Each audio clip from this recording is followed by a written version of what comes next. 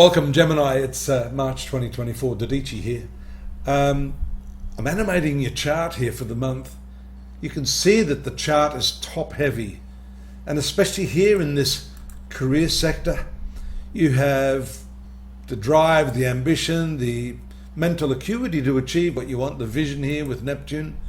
But you'll notice that they're in the sign of Pisces, so these successes, the acquisition that you look to during this period come with not just responsibility, which is Saturn, Sun and Saturn combination, but this Piscean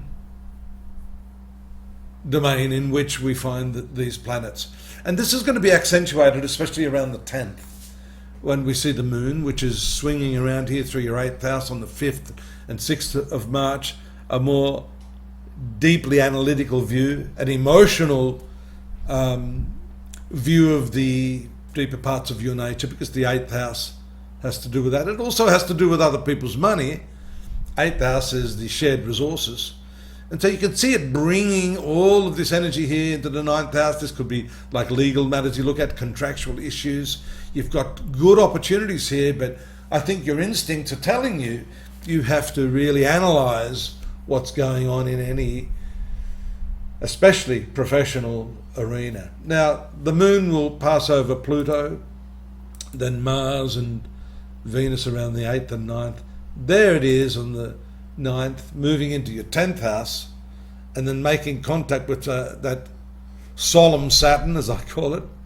And then the Sun, which brings it into its new moon phase. And of course, the new moon taking place here, through that sacrifice, through that dedication and contribution to your work, obviously a new chapter opening up, opportunities abound, and we see Mercury along with that new moon moving into your 11th house after the 11th on the 12th and 13th, bringing the profitability aspect of these aspects to the fore.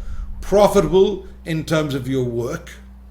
We see the contractual nature of this negotiation. 11th house is also to do with your networking. So obviously an opportunity to grow the opportunities you've already got, to amplify those opportunities, to create more out of them through your networking skills and your strong desire nature at this time, shown by the North Node in your 11th house. You have the Jupiter-Uranus conjunction, getting stronger and stronger there in that 12th house of compassion, generosity. You have to expend a lot. Here we see a support for that sacrificial component we're seeing in your work. You know, going the extra mile and doing it here. Generally, Jupiter is considered a friendly, open, loving, well-natured planet.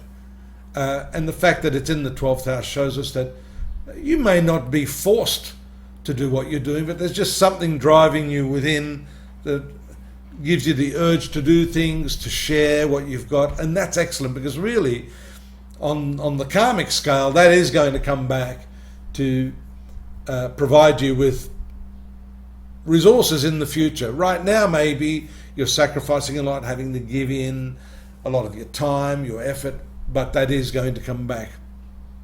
We see opportunities throughout this whole cycle, throughout the month. There on the 21st, these nice blue triangular aspects to the node.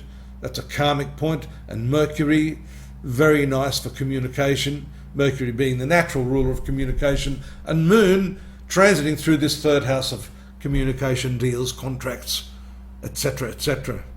4th house, it's a bit troublesome there on the 23rd, 24th, when you see these opposition aspects to Mars, Saturn, Venus, Neptune. Transiting this 4th house as your domicile, your family, real estate matters. This can also have to do with educational matters. Western astrologers take the 3rd house and 9th house. I do also look at the 4th house and 5th house, as you see it transiting these parts of your horoscope in the last week of the month. Then if you're still a student, there could be some problems associated with your college or your school, some authority issues. That's also shown by the dominance of Mars at the top part of your horoscope, there around the 26th, 27th. that is going to act as an agent for the Sun. Both the Sun and Mars have a good directional strength there in the 10th house, offering you good opportunities in the southern direction if you wish to pursue that. But Mars also gives you that intense, we missed the full moon there, the 5th house of creativity on the 25th. So 25th, 26th, a lot of power there. And the moon carries that into your your workplace areas around the 28th, 29th, into the relationship area around the 30th and the 31st. So I was saying that Mars dominates, gives the physical strength to push through. And fortunately, you have a little bit of control there by Saturn. It's going to give you well-directed energy into your professional activities as a result of the conjunction of those two planets.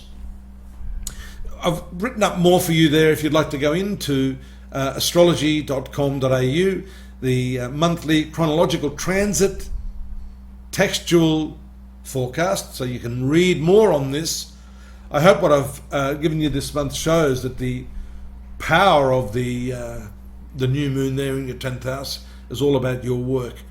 Read up on what we've got there for the monthlies, the weeklies. You can put all this jigsaw together to see exactly what's happening to you at this stage of your life. Don't forget to drop me a line if you need some help. I'm here to avail myself of that request. Please do subscribe, and please come back next month. I'll see you then. Bye-bye for now.